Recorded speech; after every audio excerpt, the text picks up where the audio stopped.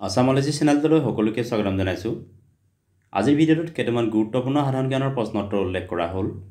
এই প্ৰশ্নোত্তৰ কেইটা বিভিন্ন প্ৰতিযোগিতামূলক পৰীক্ষাৰ কাৰণে খুবেই জৰুৰী। ভিডিঅ'টোৰ প্ৰথম প্ৰশ্নটো হ'ল অসমৰ এটা ৰাজনৈতিক দল BPFৰ সম্পূৰ্ণ অৰ্থ কি?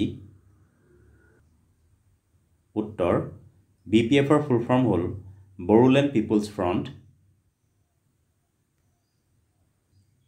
অসমৰ মুঠ বাঘ সংৰক্ষিত বনাঞ্চল অৰ্থাৎ টাইগাৰ ৰিজাৰ্ভ কেইখন আছে? উত্তৰ 4খন। এই 4খন টাইগাৰ ৰিজাৰ্ভ হ'ল কাজিৰঙা বাঘ সংৰক্ষিত বনাঞ্চল, মানাহ বাঘ সংৰক্ষিত বনাঞ্চল, নামেৰি বাঘ সংৰক্ষিত বনাঞ্চল আৰু ওৰাং বাঘ সংৰক্ষিত বনাঞ্চল।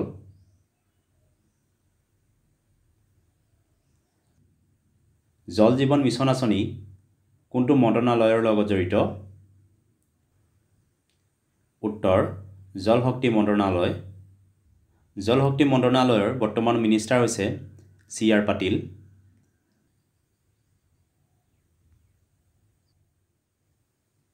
ভাৰতৰ কেন্দ্ৰীয় শাসিত অঞ্চল আন্দামান নিকোবৰ দ্বীপপুঞ্জৰ লগত কেইখন দেশৰ সামুদ্ৰিক সীমা আছে? উত্তৰ 3খন দেশ। এই 3খন দেশ হ'ল ম্যানমাৰ, থাইলেণ্ড আৰু ইণ্ডোনেছিয়া।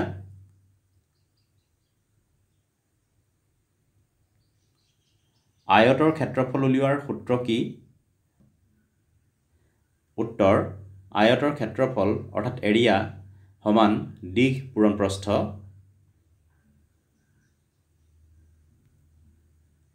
ইন আৰু কেন কি? উত্তৰ ইন আৰু কেন হৈছে ভাৰত আৰু দক্ষিণ কোৰিয়াৰ মাজত অনুষ্ঠিত হোৱা এক নৌসেনা অনুশীলন। ইনৰ ফুল ফৰ্ম হৈছে ইণ্ডিয়ান নেভি আৰু কেনৰ ফুল ফৰ্ম হ'ল ৰিপাব্লিক অফ কোৰিয়া নেভি।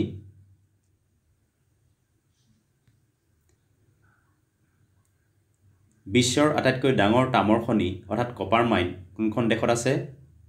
উত্তৰ চিলি। চিলি হৈছে দক্ষিণ আমেৰিকাৰ অন্তৰ্গত এখন দেশ। চিলিৰ ৰাজধানী হৈছে সান্তিয়াগো। চিলিৰ অন্তৰ্গত এই কপাৰ মাইনৰ নাম হৈছে এস্কন্দিডা মাইন।